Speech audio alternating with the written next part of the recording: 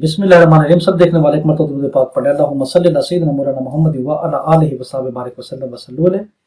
अस्सलाम वालेकुम, एडवोकेट मोहम्मद आसिफ असलम और आप देख रहे हैं law education academy channel. Law gate की सीरीज का सिलसिला जारी है। हम क्यूएसओ के 29 आर्टिकल पढ़ चुके हैं। अब हम 30 आर्टिकल पढ़ते हैं।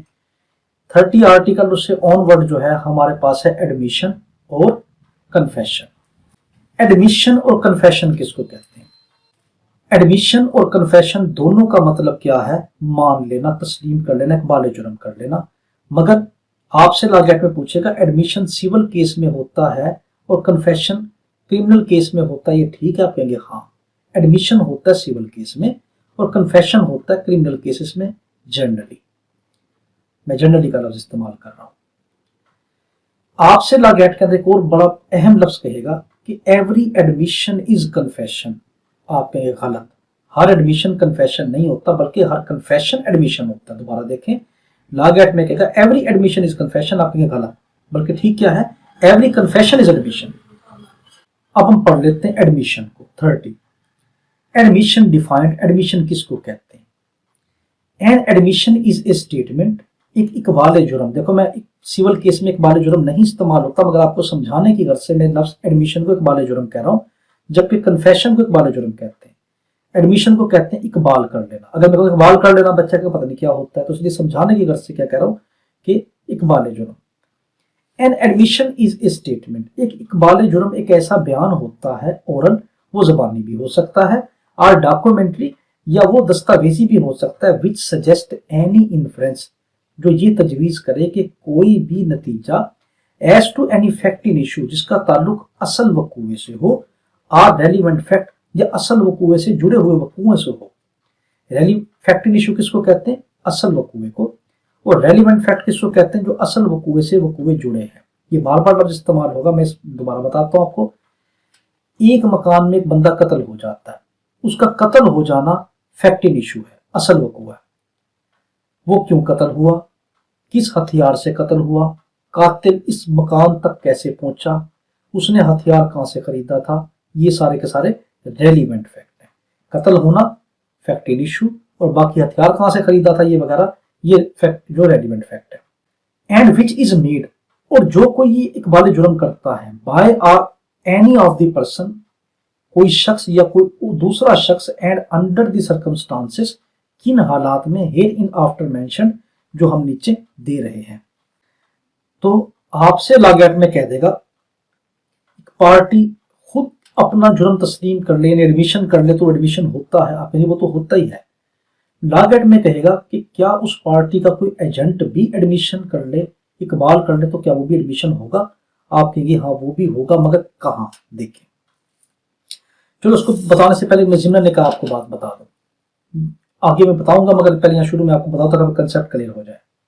5 बंदे अगर कोई सिविल जुर्म करते हैं, हम 5 लोग हैं, हमने सिविल कोई जुर्म किया, और उन 5 में से मैं मान लेता हूं, मैं कहता हूं जज साहब मैं तस्लीम करता हूं हम पांचों ने मिलकर ये सिविल जुर्म किया है, तो क्या मेरा मान लेना, मेरा इकबाल कर लेना, मेरा एडमिशन कर लेना, क्या उन सब को सजा दिलवा देगा? हाँ, सिविल केस में ऐसा होता है, मगर उसके लिए शरायत है, आगे केस दिए जा रहे हैं कि सिविल केस के अंदर अगर एक से ज्यादा लोगों ने कोई जुर्म किया हो, उनमें से कोई एक तस्लीम कर ले, तो सबके खिलाफ उसका तस्लीम करना काम आएगा और सबको सजा दे दी जाएगी, मगर सिविल केस में। मगर क्रिमिनल में ऐसा नहीं होता। क्रिमिनल केस में अगर फॉर एग्जांपल मैंने क्रिमिनल केस में, हम 5 लोग हैं, हम 5 ने डकैती डाली, और उन 5 में से मैं तस्लीम कर लेता हूं कि जज साहब मैं तस्लीम करता हूं पुलिस वालों ने मुझे बहुत मारा है, या मैं डर गया हूं, कि मैं तस्लीम करता हूं कि जी ये डकैती हम सब ने 5 ने लगाई है। तो लॉ गेट में आपसे कहेगा क्रिमिनल केस के अंदर जो कन्फेशन किया, इकबाल जुर्म किया, आसिफ ने इकबाल जुर्म किया, अब इसके इकबाल जुर्म पर उन 5 को सजा दी जाएगी? आप कहेंगे नहीं, सिर्फ आसिफ को सजा दी जाएगी, आसिफ ने कन्फेशन किया। तो क्या आसिफ का कन्फेशन कर लेना उन बाकियों के खिलाफ काम आएगा?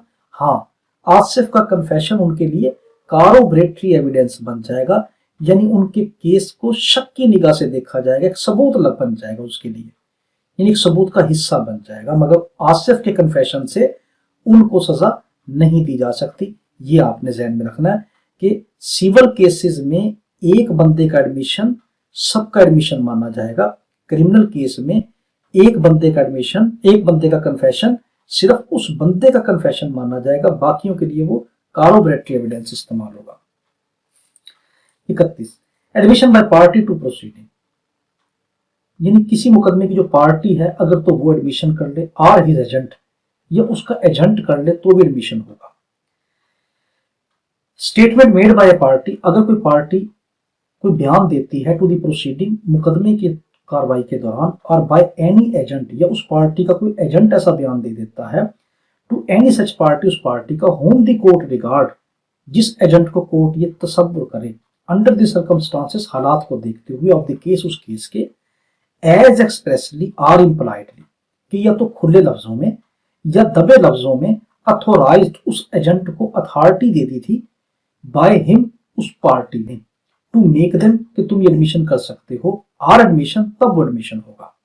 बड़ा कीमती लॉ गेट में आपसे कहेगा कि अगर एक शख्स को, आसिफ का कोई एजेंट है, आसिफ ने उसको अथॉरिटी दी ही नहीं एजेंट की, तो अगर वो वैसे ही तस्लीम कर ले, एडमिशन कर ले, तो एडमिशन होगा, आप कहेंगे नहीं।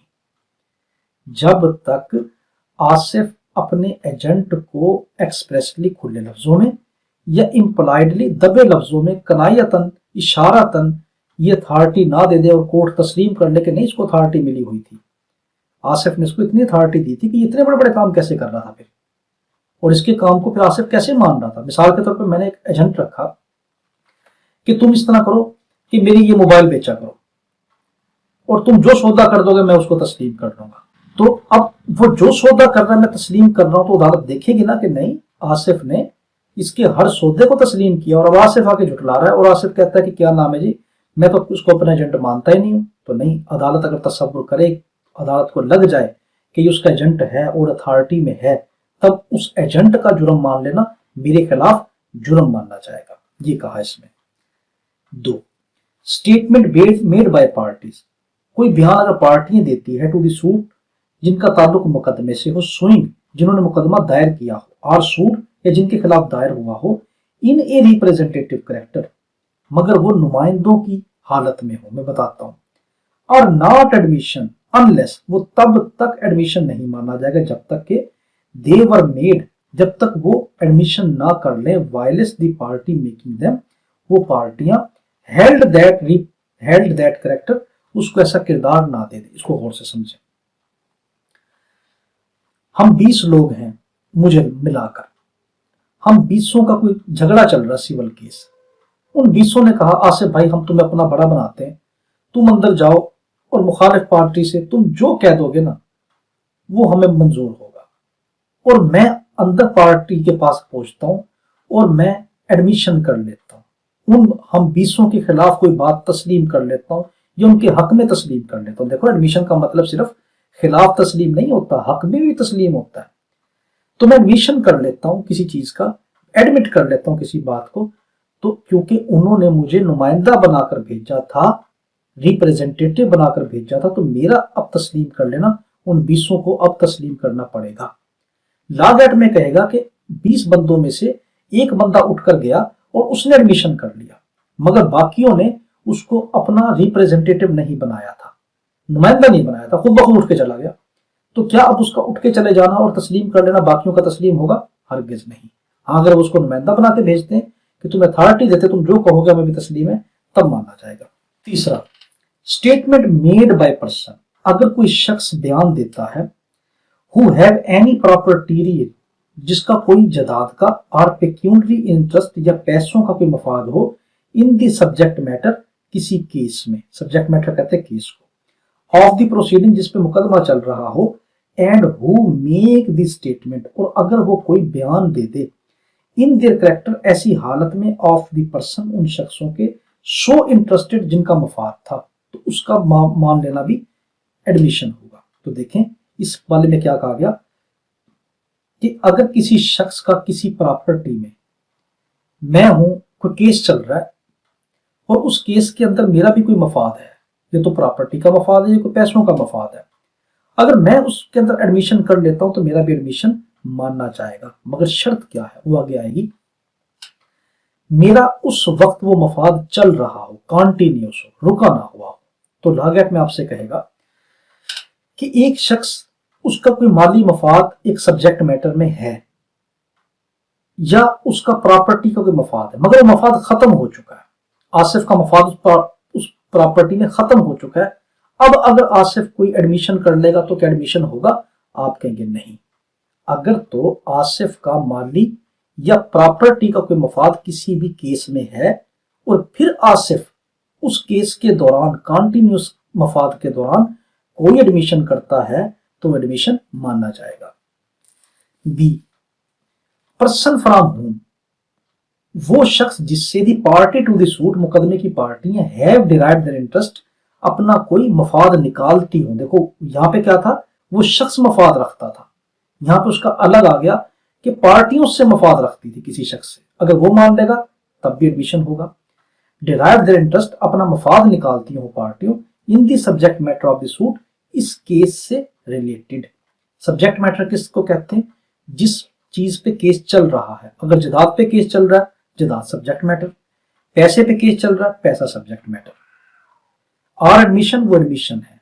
इफ दे आर मेड, ये देखो आगे शर्त, अगर वो उन्होंने एडमिशन किया है during the continuous of the interest of the person, कब? जब उस शख्स का मफाद चल रहा था, कॉन्टिन्यूस था। मेकिंग द स्टेटमेंट, और फिर उसने वो बयान दिया। तो लागत में कहेगा कि उसका म्याद, उसका मफाद कॉन्टिन्यूस नहीं था, नहीं चल रहा था, सीज हो चुका था। अब उसने कोई एडमिशन किया तो एडमिशन नहीं है। 32, एडमिशन बाय पर्सन, उस शख्स का एडमिशन करना हुज पोजीशन, जिसकी पोजीशन मस्ट बी प्रूव्ड, हम साबित कर सकते हैं, as against the party to the suit, मुकदमे की पार्टी के खिलाफ। पहले इसको समझे। मैं आसिफ हूं, मैं इस शहर में रहता हूं और मैंने इकबाल से पैसे लेने हैं 20,000 रुपए। मैं राणा अहमद साहब की ड्यूटी लगाता हूं कि अहमद भाई मैं मुल्तान जा रहा हूं, तुमने इस बंदे से कल 20,000 रुपए ले लेने, फिर मुझे दे देने। अहमद भाई ने क्या किया कि उस बंदे से, इकबाल से 20,000 रुपए ले लिए और मुझे आके कहा कि उसने तो मुझे दिए ही नहीं। वो तो कहता बल्कि आसिफ ने उल्टे मेरे पैसे देने हैं, आसिफ मुझसे मांग रहा है। मैं ये केस अदालत में ले जाता हूं। अब अदालत क्या कहेगी कि अच्छा भाई इकबाल को बुलाओ जिसने कर्जा देना था, तुम बताओ भाई तुमने पैसे दिए हैं या नहीं। तो अब इसकी पोजीशन क्या है, हमारे अगेंस्ट जा सकती, जिसके खिलाफ गई उसका नुकसान हो गया। उसने, इकबाल ने कह दिया कि हाँ भाई मैंने तो पैसे दिए हैं 20,000 रुपए अहमद भाई को। अब ये किसके अगेंस्ट हो गया? अहमद भाई के। अगर उसने कह दिया कि नहीं मैंने तो पैसे दिए ही नहीं, तो अब कौन झूठा हो गया? अहमद भाई। तो कहने का मकसद यहां पे क्या कि कोई ऐसी पार्टी का कोई ऐसा बंदा जिसका कोई भी इकबाल जुर्म किसी के खिलाफ जा सकता हो, या उसकी लायबिलिटी, उसकी जिम्मेदारी किसी के भी खिलाफ जा सकती हो, उसका इकबाल कर लेना, उसका एडमिशन कर लेना भी एडमिशन होता है। ये कहा। स्टेटमेंट मेड बाय पर्सन, अगर कोई शख्स बयान देता है हुज पोजीशन, जिसकी हालत या पोजीशन, आर लायबिलिटी या जिम्मेदारी, इट इज नेसेसरी, ये जरूरी हो, टू प्रूफ, कि वो प्रूफ की जा सकती हो, एज अगेंस्ट एनी पार्टी, किसी भी पार्टी के खिलाफ, टू द सूट, जिसका ताल्लुक मुकदमे से है, आर एडमिशन, तो उसका एडमिशन कर लेना एडमिशन कहलाएगा। इफ सच स्टेटमेंट, अगर ऐसा बयान, वुड बी रेलिवेंट, वो कोई ना कोई ताल्लुक रखता, एज अगेंस्ट सच पर्सन, उस किसी शख्स से, in relation to such position, उस अपनी पोजीशन को लेकर, आर लायबिलिटी या जिम्मेदारी को लेकर, इन ए सूट, किसी मुकदमे में, ब्रॉट बाय, जो मुकदमा लेकर आया गया था, आर अगेंस्ट देम, या उनके खिलाफ, and if they are made, अगर वो इकबाल कर लेता है, तस्लीम कर लेता है, violence the person making them, जबकि उस शख्स उसको तस्लीम करता है, ऑक्यूपाई सच पोजीशन, जो ऐसी पोजीशन रखता हो, or is subject to such liability, ये जिसका ताल्लुक उस लायबिलिटी से है। यानी वही कि उसने अगर मान लिया कि मैंने पैसे दे दिए थे 20,000 रुपए, तो क्या नाम है, जिसके खिलाफ दे देगा उसका वो खिलाफ एडमिशन माना जाएगा। बस ये बात है। 33, एडमिशन बाय पर्सन, ऐसे शख्स का एडमिशन एक्सप्रेसली रेफर्ड, जिसको खुले लफ्जों में रेफर कर दें, by party to the suit, मुकदमे की पार्टी या किसी तीसरे बंदे के पास किसी चीज को रेफर कर दें। इसको पहले समझे। मेरे पास एक मोबाइल है, मैं सुबह कारीगर के पास जाता हूँ और उससे कहता हूँ यार ये मोबाइल जो है मैं बेचना चाहता हूँ। कारीगर ने मुझे कहा से भाई ना बेचो, ये खुला हुआ मोबाइल नहीं है, ये तो बड़ा अच्छा मोबाइल है, चंद पैसों के लिए इसको क्यों बेचते हो। और मैं अपने घर आ जाता हूँ, मैं अच्छा मैं नहीं बेचता। शाम होती मुझे जरूरत पड़ जाती है और मैं अपने दूसरे दोस्त से कहता हूँ यार तुमने मोबाइल लेना, मैंने इसको बेचना है और ये खुला हुआ नहीं भाई, ये बिल्कुल एक हाथ का यूज किया हुआ है। और वो उसको लेके चला जाता है। अगले दिन वो मेरे पास आता है मेरा दोस्त और कहता है तुमने मुझसे धोखा किया, ये मोबाइल तो खुला हुआ था। मैं कहूंगा भाई मैंने ऐसा नहीं किया, आओ हम दोनों इस केस को किसको रेफर कर देते हैं, उस कारीगर को जिसको मैंने ये कल दिखाया था। कि अगर वो कह देता है कि ये मोबाइल जो है ये खुला हुआ है तो मैं जुर्मदार, अगर वो कहता खुला हुआ नहीं तो तुम्हें मेरी बात माननी पड़ेगी। तो अगर कोई पार्टी किसी केस को किसी एक्सपर्ट की तरफ या किसी के भी तरफ रेफर कर दें तो उस रेफर करने वाले शख्स का जो भी बयान होगा वो एडमिशन कहलाएगा। इसमें ये कहा गया स्टेटमेंट मेड बाय पर्सन, अगर कोई शख्स बयान देता है टू होम ए पार्टी, जिसको पार्टी टू द सूट मुकदमे की पार्टी हैज एक्सप्रेसली रेफर्ड, खुले लफ्जों में उसकी तरफ रेफर करती है फॉर इंफॉर्मेशन, किसी इतला के लिए, in reference to a matter in dispute, जिसका ताल्लुक किससे हो, उस मामले से जिसके ऊपर केस चल रहा है, आर एडमिशन, तो उस शख्स का मान लेना जिस पे रेफर किया गया था वो एडमिशन कहलाएगा। अब है 34, इसको जरा गौर से देखना। प्रूफ ऑफ एडमिशन, एडमिशन का प्रूफ अगेंस्ट पर्सन, उन शख्सों के खिलाफ, मेकिंग देम, जो इसको मेकिंग करते हैं, एंड बाय, या उनके जरिए से, आर ऑन देयर बिहाफ, या उनके बिहाफ पर। इसको गौर से देखना, साथ साथ समझते जाना। Admission are relevant, admission relevant है, माना जाएगा, एंड मे बी प्रूव्ड, और हम उस एडमिशन को प्रूव कर सकते हैं, एज अगेंस्ट द पर्सन, उस शख्स के खिलाफ, हु मेक देम, जो वो एडमिशन करता है, or his representative in interest, या उस शख्स का कोई नुमाइंदा उसको एडमिशन करता है, but they can not be proved, मगर हम उसको प्रूफ नहीं कर सकते। कब? By or on behalf of the person, उस शख्स के बारे में या उसके बिहाफ पर, हु मेक्स देम, जिसने एडमिशन किया था, or by his representative interest, या उसके किसी नुमाइंदे ने जो मफाद रखता था, except in the following cases, मां सिवाय इन फॉलोइंग केसेस में। पहले देख ले, मैं फिर आपको मिसाल से भी समझा दूंगा। एन एडमिशन में भी प्रूफ, एक एडमिशन को हम प्रूफ कर सकते हैं by or on behalf of a person, किसी शख्स के बारे में या किसी शख्स के बिहाफ पर, मेकिंग इट, जो एडमिशन करता है, when it is of such A nature, जब वो ऐसी नेचर का हो, that if the person making it, कि जो ये शख्स कर रहा है, इट वर डेड, अगर ये मर चुका होता तो, इट वुड बी रेलिवेंट, तब ये रेलिवेंट होता, as between the third person, तीसरे शख्स के बारे में। आगे भी ये आएगा, मैं इसकी अभी मिसाल आपको देता हूं ताकि आपको आगे आने वाला भी समझ आ जाए। इसमें यह कहा गया कि किसी शख्स का ऐसा बयान कि अगर वो शख्स मर जाता तो उसका वो बयान आगे काम आ सकता था, तो वो एडमिशन है। मसलन मैं एक जहाज का, बहरी जहाज का कप्तान हूं, कैप्टन हूं, मैं उस जहाज को चला रहा हूं, मैं उसको 15 साल से चला रहा हूं, और मेरी डेली की रूटीन ये है कि जब भी मैं जहाज चलाता हूं तो उसकी एक एक बात लिखता हूं कि आज खतरा था, नहीं था, मौसम कैसा था, क्या हालात थे, लिखता हूं। मैंने आज भी ऐसा लिखा कि कोई खतरा नहीं था, मगर वो जहाज आगे जाके किसी से टकरा गया और जहाज को नुकसान पहुंच गया। कंपनी ने मुझ पर इल्जाम लगाया कि आसिफ तुमने जानबूझ के जहाज टकराया। मैं कहूंगा भाई मेरी डायरी चेक कर लो, उस डायरी में जो लिखा है तुम चेक कर लो। तो उस डायरी में लिखा मेरे काम आ गया। क्यों? कि अगर मैं मर जाता उस जहाज के उस हादसे के दौरान, तब भी तो मेरी डायरी काम आनी थी ना। तो ये वाली बात की गई, किसी ऐसे शख्स का एडमिशन माना जाएगा कि जो प्रूफ किया जा सकता है अगर वो मर चुका होता तो। एन एडमिशन में भी प्रूफ, एक एडमिशन को हम प्रूफ कर सकते हैं बाय और on behalf of the person, उस शख्स के बारे में या उसके बिहाफ पर, मेकिंग इट, जो ये एडमिशन करता है, when it consist of A statement, जब ये ऐसे बयान पर मुश्तमिल हो, of the existence of A state of mind, जिसका ताल्लुक किसी ज़हनी कैफियत के होने से हो, और बॉडी, ये जिस्म की कैफियत होने से हो, रेलिवेंट आर इन इशू, जिसका ताल्लुक मुतलका वाक़े से हो या हकीकी वाक़े से हो, made at or about the time, जो उस वक्त या उस वक्त के दौरान किया गया हो, when such state of mind, जब जहन की ये कैफियत और बॉडी या जिस्म की ये कैफियत एग्जिस्टेड, वजूद रखती थी, एंड इज अकॉम्पनीड बाय कंडक्ट, और ये किसके साथ मुंसलिक हो, उस कंडक्ट के जरिए से, रेंडिंग इट्स फॉल्सहुड इम्प्रॉबेबल, जो ये दिखाती हो कि इसका होना, इसका फॉल्सहुड होना, इसका झूठा बातिल होना, इम्प्रॉबेबल, ये गैर कयासी है। ठीक, आगे बताता हूं मैं।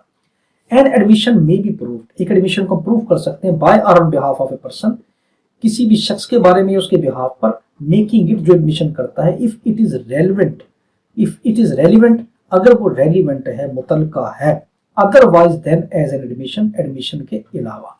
यानी सिंपल से इसमें ये बात की गई, हर उस शख्स का बयान प्रूफ किया जा सकता है, इस्तेमाल किया जा सकता है, अगेंस्ट किसी के इस्तेमाल किया जा सकता है, कि अगर वो शख्स का बयान, अगर वो मर जाता तब भी तो उसका वो बयान इस्तेमाल करते, ये वाली बात है। 35, when oral admission as to the content of document, जब जबानी एडमिशन, जबानी मान लेना, as to the content of document, किसी भी तहरीर के मामले में, आर रेलिवेंट, वो कब रेलिवेंट होगा, पहले गौर से देखें।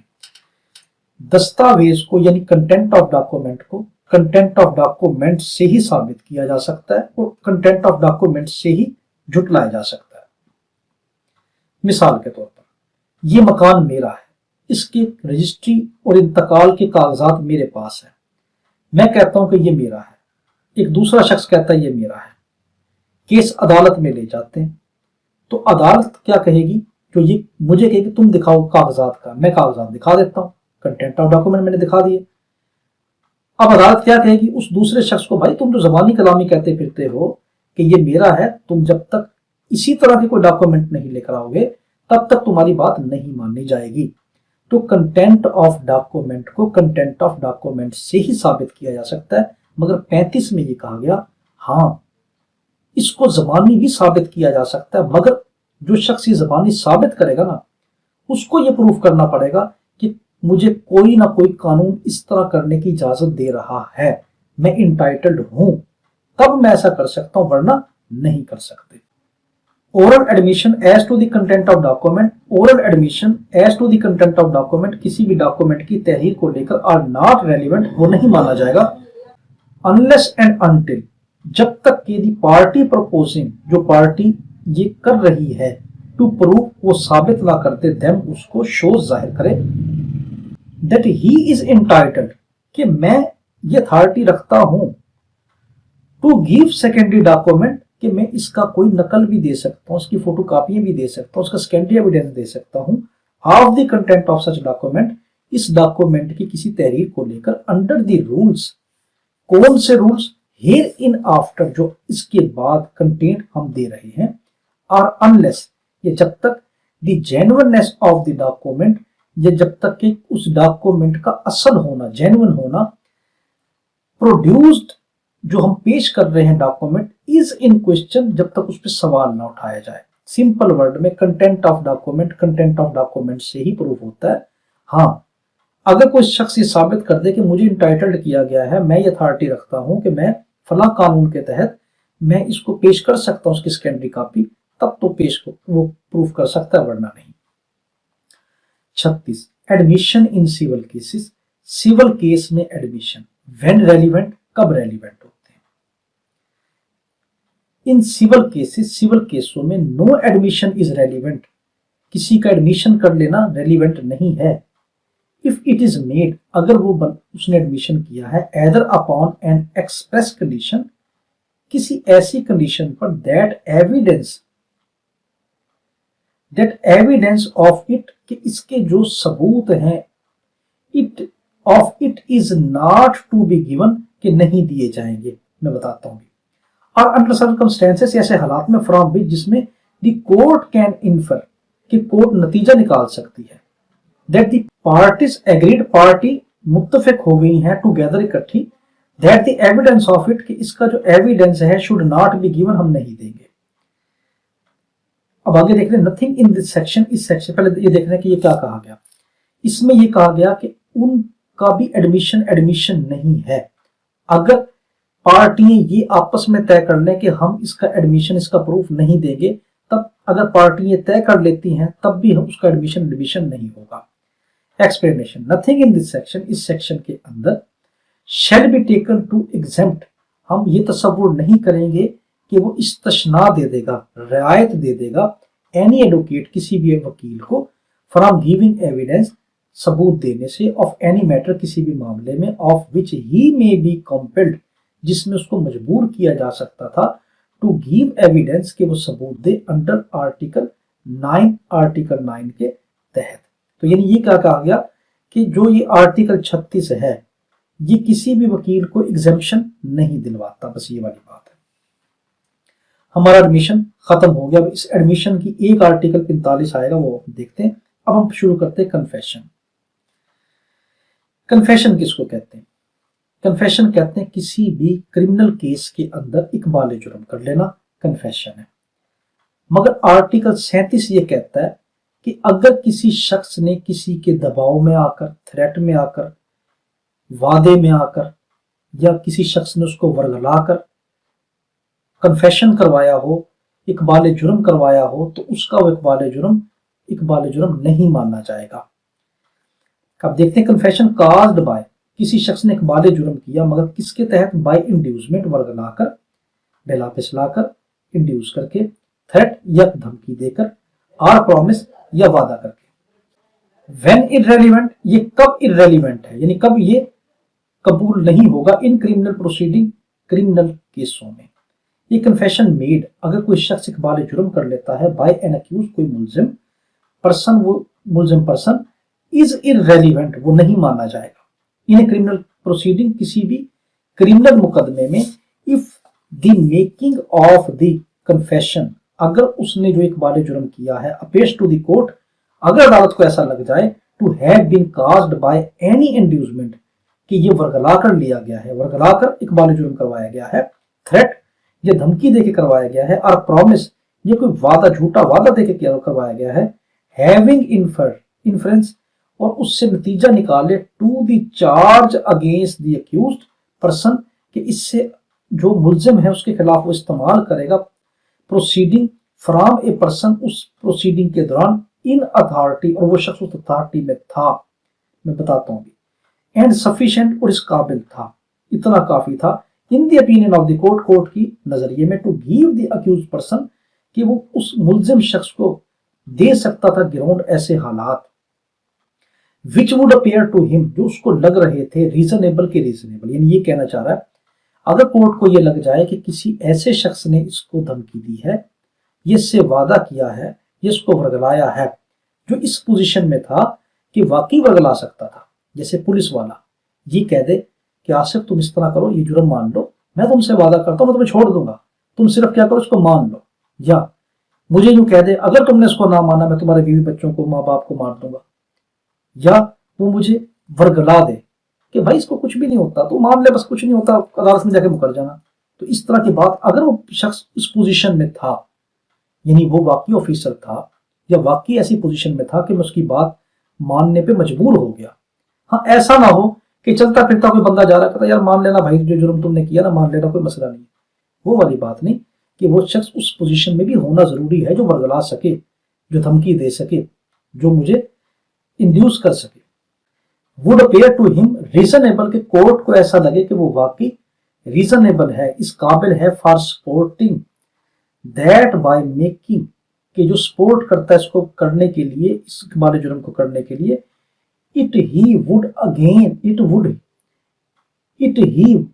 गेन, कि वो इससे हासिल कर लेता, एनी एडवांटेज, कोई भी फायदा, आर अवॉइड, या दूर कर देता, any evil of temporal nature, दुनियावी कोई आल बला, दुनियावी कोई नुकसान, in reference to the proceeding against him, उस मुकदमे को लेकर जो उसके खिलाफ चल रही है। यानी सिंपल वर्डिंग में आपसे लागत में कहेगा कि अगर कोई इंड्यूसमेंट के जरिए से, थ्रेट के जरिए से, या प्रॉमिस के जरिए से कोई ऐसा शख्स जो इस पोजीशन में हो कि अदालत ये रेफर कर ले, अदालत ये इन्फर कर ले कि वाकई इस शख्स ने इसको वर्गला सकता था, इस पोजीशन में था, तो ऐसी हालत में कोई शख्स इकबाल जुर्म करता है तो वो रेलिवेंट होगा या इररेलेवेंट होगा? आप कहेंगे वो इररेलेवेंट होगा, यानी वो नहीं माना जाएगा।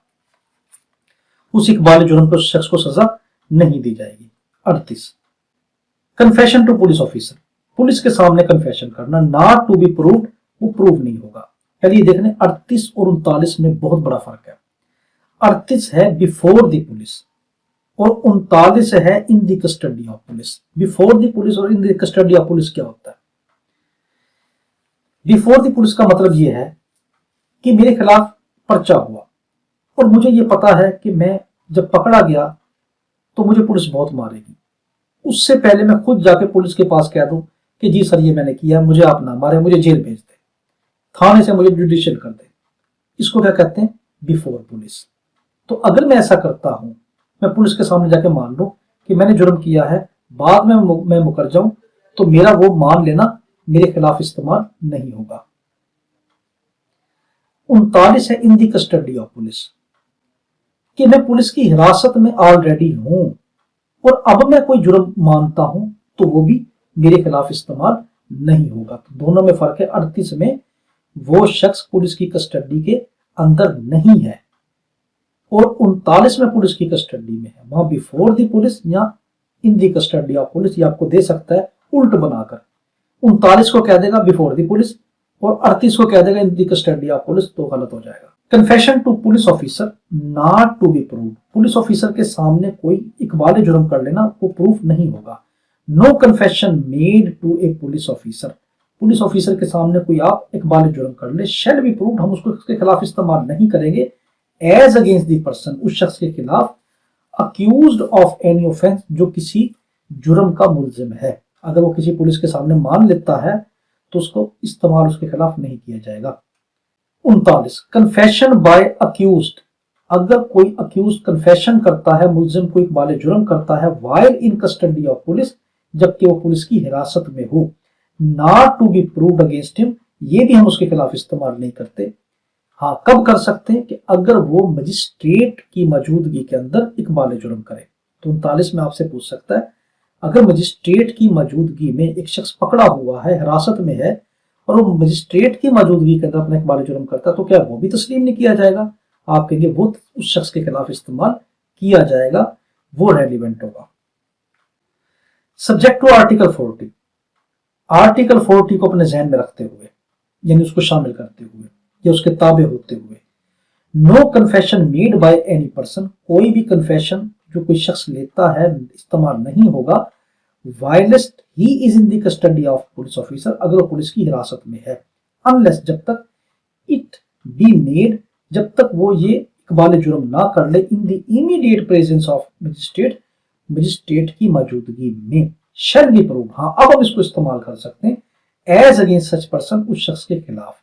अब यहाँ पे एक बड़ा कीमती है, लॉ गेट में आपसे कहेगा, अगर एक ऐसा नंबरदार है, ऐसा हेड जो है, हेड ऑफ विलेज है, किसी गांव का कोई हेड है, वडेरा है, वो मजिस्ट्रेट की ड्यूटी के तौर पे बैठा हुआ है, मगर सीआरपीसी ने उसको मजिस्ट्रेट की ड्यूटी नहीं दी, तो अगर कोई शख्स उस नंबरदार के पास जाकर, उस वडेरे के पास जाकर अगर इकबाल जुर्म करता है, तो क्या उसका इकबाल जुर्म माना जाएगा? आप कहेंगे नहीं। हाँ, अगर उस नंबरदार को, उस वडेरे को, उस हेड, विलेज हेड को सीआरपीसी ये कह दे कि ये मजिस्ट्रेट की पावर रखता है, तब उसके सामने कोई शख्स जाकर इकबाल जुर्म कर लेता है, तो वो इस तरह होगा जिस तरह उसने मजिस्ट्रेट के सामने किया। ये बड़ा कीमती है। एक्सप्लेनेशन, इन दिस आर्टिकल, इस आर्टिकल में magistrate does not include, magistrate में वो शख्स शामिल नहीं है, include the head of A village, कोई गांव का जो है हेड, डिस्चार्जिंग मजिस्ट्रेटियन फंक्शन, जो मजिस्ट्रेट की ड्यूटी निभा रहा हो, अनलेस, जब तक, सच हेडमैन इज मजिस्ट्रेट, जब तक के वो वडेरा, वो हेडमैन मजिस्ट्रेट ना कहलाए, exercising the power of magistrate, magistrate की जो पावर इस्तेमाल कर रहा है, under the code of criminal procedure 1898, जबकि वो सीआरपीसी 1898 के तहत ये पावर इस्तेमाल ना करे, तब तक वो मजिस्ट्रेट नहीं कहलाता। 40वां, how much of information received, कितनी इंफॉर्मेशन हम लेंगे फ्रॉम अक्यूज्ड, एक मुलजिम से, मे बी प्रूव्ड, वो उसके खिलाफ इस्तेमाल होगी। एक अब बड़ी गौर से बात देखना, अभी तक हमने क्या देखा? हमने 37 में ये देखा कि अगर कोई शख्स कोई ऐसा ऑफिसर जो कोई किसी को डरा कर, धमका कर, थ्रेट के जरिए, इंड्यूस करके, प्रॉमिस के जरिए से किसी से इकबाल जुर्म करवाता है, वो काबिल कबूल नहीं होगा। 38 में क्या देखा, कोई शख्स पुलिस के सामने बिफोर पुलिस जाकर कोई इकबाल जुर्म कर लेता है, कन्फेशन करता है, काबिल कबूल नहीं होगा। 39 में देखा, कोई शख्स पुलिस की कस्टडी में है और पुलिस की कस्टडी में पुलिस ऑफिसर के सामने कोई इकबाल जुर्म कर लेता है, वो भी काबिल कबूल नहीं होगा। 40 में एक चीज है, पुलिस एक ट्रिक अपनाती है। वो ट्रिक क्या है कि पुलिस ये नहीं कहती कि शख्स ने इकबाल जुर्म किया है, बल्कि क्या कहती है कि इसने डिस्क्लोज किया, इसने इंकशाफ किया। मसलन पुलिस ने एक शख्स को पकड़ा, ए को, और उसको मारा पीटा, उसने तस्लीम कर लिया कि जी, पुलिस वाले से कह दे कि जी सर मैंने ही ये कत्ल किया, और कत्ल करने के बाद मैंने हथियार जो है मैंने फला घर के फला जगह पे मैंने नीचे दफन किया हुआ है, वो छुरी इस तरह की है, मैंने फला चीज इस जगह पे रखी हुई है, लाश मैंने इस जगह पे उसके टुकड़े करके रखे हुए हैं। अब इस तरह की बातें करता है। अब पुलिस को यह पता है कि अगर ये बातें हम जाके अदालत में कहेंगे तो मुकर जाएगा कि मैंने तो ऐसा किया ही नहीं, क्योंकि 39 जो है उसको प्रोटेक्शन दे रही है, 38 उसको प्रोटेक्शन दे रही है। तो अब पुलिस क्या करेगी, एक ट्रिक खेलती है। वो कहेगी कि जज साहब इसने डिस्क्लोज किया है, यानी कि इसने इंकशाफ किया, यानी इसके इंकशाफ पे हम गए। पुलिस कहेगी जज साहब हमें कोई ख्वाब तो नहीं आया था, इसने हमें कहा कि मैंने इस जगह पे चाकू वो किया, हम 5-10 बंदे गए, ये आगे आगे चल रहा था और इतने बंदे गवाह, हम पीछे चल रहे थे, इसने इस जगह जाके दिखाया कि ये जगह खोदो, यहां पे आपको चाकू मिलेगा, तो हमने खोदा, चाकू मिल गया। इसने कहा फला जगह पे मैंने उसका सर दबाया हुआ था, हमने वो जगह खोदी, उस लाश का सर निकल आया। फला जगह पे उसका धड़ दफनाया हुआ था, वहां से धड़ मिल गया। फला जगह पे मैंने फला चीज दफनाई थी, वो मिल गई। तो इसके इंकशाफ पे हमने ये चीजें की है। अब वो मुकर भी जाए तो नहीं, अब क्या, इंकशाफ का लफ्ज यानी डिस्क्लोज का लफ्ज इस्तेमाल करती है, उसको फंसा देती है। ये प्रैक्टिस में जाके आप बहुत देखेंगे। हाउ मच, 40 है, हाउ मच ऑफ इंफॉर्मेशन, कितनी इंफॉर्मेशन रिसीव्ड, जो कोई रिसीव करता है फ्रॉम अक्यूज, अक्यूज से मे बी प्रूव, उसके खिलाफ इस्तेमाल हो सकती है। व्हेन एनी फैक्ट, जब कोई भी हकीकत, is deposed to as discovered, इस तरीके से बताई जाए कि वो डिस्कवर हुई है, हमें दरियाफ्त हुई है, in consequences of the information, किसके नतीजे में कि जो उसने इतला दी थी, received from the person accused, जो उस हमने किससे ली, उस मुल्जिम से ली, ऑफ एनी ऑफेंस, जो किसी जुर्म में था, in the custody of police, police की कस्टडी में, ऑफिसर, पुलिस ऑफिसर की कस्टडी में, सो मच ऑफ इंफॉर्मेशन, तो उतनी information, whether it amounts to a confession, चाहे अब उसका ताल्लुक इकबाल जुर्म से हो और नॉट, या ना हो, इज रिलेट्स डिस्टिंक्टली, वो वाज़िया तौर के ऊपर, अलग तौर के ऊपर ताल्लुक रखती हो टू द फैक्ट, उस हकीकत से, देयर बाय डिस्कवर्ड, जो उस पुलिस ने डिस्कवर किया, दरियाफ्त किया, वो चाकू वगैरह जो दफन थे वो निकाले, मे बी प्रूव्ड, अब ये उसके खिलाफ इस्तेमाल पुलिस करेगी। तो यानी पुलिस क्या करती है कि उसको कहती है इसने डिस्क्लोज किया है, इसने इस बात को बताया। 41 confession made after removal of impression, अगर वो तमाम चीजें, यानी वो इंड्यूसमेंट जो हमने 37 में पढ़ा था कि इंड्यूसमेंट, थ्रेट और प्रॉमिस, अगर ये निकाल दिए जाएं, दूर कर दिए जाएं, और अदालत को ये लग जाए कि नहीं अब ये प्रॉमिस वाला चक्कर भी नहीं रहा, ना थ्रेट वाला, ना इंड्यूसमेंट वाला, तो अब अगर किसी शख्स का इकबाल जुर्म होगा, ये 3 चीजें ना हो, तो क्या इकबाल जुर्म माना जाएगा? अब माना जाएगा।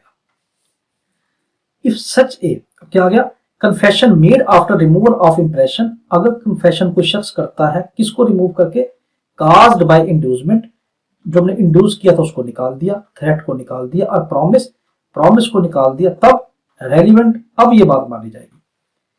इफ सच ए कन्फेशन, अगर ऐसा confession as is referred to in article 37, जो आर्टिकल 37 में हमने दिए हैं, इज मेड, अगर कोई शख्स करता है, आफ्टर द इंप्रेशन, कब, जब ये impression caused by any such inducement के जरिए से, थ्रेट के जरिए से और प्रॉमिस के जरिए से, हैज, दूर कर दिए गए हों, इन the opinion of the court, court की नजर में, बीन फुली रिमूव्ड, अगर वो मुकम्मल तौर पर निकाल दिए गए हों, इज रेलिवेंट, अब उसका इकबाल जुर्म माना जाएगा। 42वां कन्फेशन अदरवाइज रेलिवेंट, कन्फेशन जो दूसरे तरीके से तो रेलिवेंट है, नॉट टू बिकम इररेलिवेंट, तो वो इररेलिवेंट नहीं बन जाता। यानी ऐसा कन्फेशन जो कि रेलिवेंट है, माना जाने वाला है, तो वो इररेलिवेंट यानी गैर माने जाने वाला नहीं बन जाएगा। कब? Because of promise of secrecy, अगर कोई शख्स उससे ये कहे कि मैं तुम्हेरी बात नहीं बताऊंगा। पहले इसको समझ लें। 42 में ये कहा गया कि अगर एक शख्स के साथ लागैट में आपको सवाल बना के कहेगा कि अगर किसी शख्स ने किसी से ये कहा कि यार तुम मुझे बात बता दो, तुमने ही जुर्म किया है, मैं किसी को भी नहीं बताऊंगा, और वो शख्स उसको बता देता है, तो क्या अब उसने धोखे से पूछा था, तो क्या ये उसका जो जुर्म, जो उसने धोखे से पूछा गया जुर्म है, ये उस मुलजिम के खिलाफ इस्तेमाल होगा? आप कहेंगे हाँ होगा। फिर कहेगा कि मुलजिम ने शराब पी हुई थी, नशे की हालत में कोई चीज बता दी, तो क्या उसके खिलाफ इस्तेमाल होगी? आप कहेंगे इस्तेमाल होगी।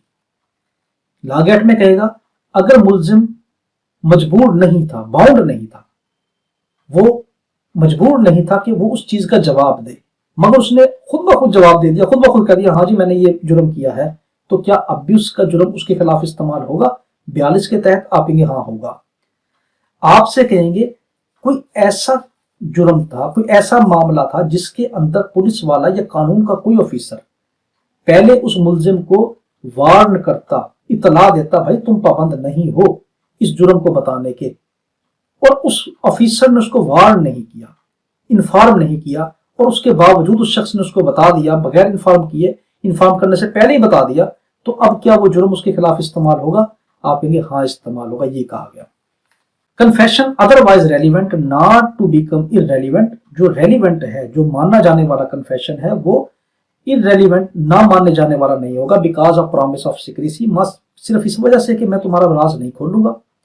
If such A confession is otherwise relevant, अगर कोई ऐसा कन्फेशन जो कि रेलिवेंट हो, इट डज नॉट बिकम इररेलिवेंट, हम उसको इररेलिवेंट नहीं मानेंगे, मेरली महज इस बात पर, बिकॉज इट वॉज मेड, कि उस शख्स ने ये कन्फेशन ऐसे किया है under A promise of secrecy, किसी शख्स ने कहा था तो मुझे छुप के बताओ मैं तुम्हारा राज रखूंगा।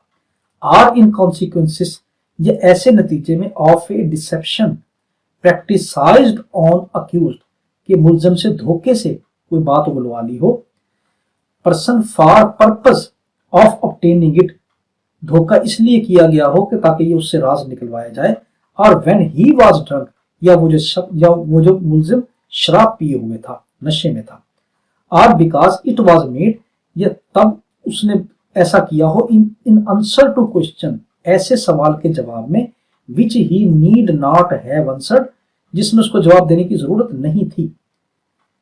whatever may have been the form of those question, या वो ऐसा सवाल भी हो सकता है, और because he was not warned, कि उसको वार्न नहीं किया गया था, इतला नहीं दी गई थी, तंबी नहीं किया गया था, that he was not bound, कि तुम भाई मजबूर नहीं हो ये बताने के, to make such confession, उसको वार्न नहीं किया गया, अदालत ने या किसी ने उसको वार्न नहीं किया, फिर उसने बता दिया ऐसा कन्फेशन, तो उसका कन्फेशन उसके खिलाफ इस्तेमाल होगा।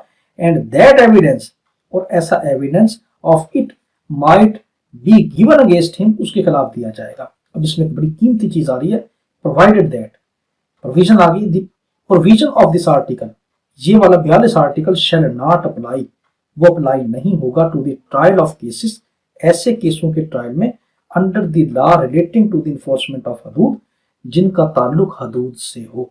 तो लागैट में आपसे कहेगा आर्टिकल 42 के तहत अगर किसी शख्स ने नशे की हालत में कोई कन्फेशन किया हो तो हदूद केस के अंदर वो माना जाएगा? आप कहेंगे नहीं। धोखे से पूछा गया माना जाएगा? नहीं। ठीक है, तो यहां तक हमने देखा। हमारे में दुआ करना, अल्लाहुम्मा सल्ली अला सय्यिदिना मौलाना मुहम्मद व अला आलिहि व सल्लम। अल्लाह हाफिज।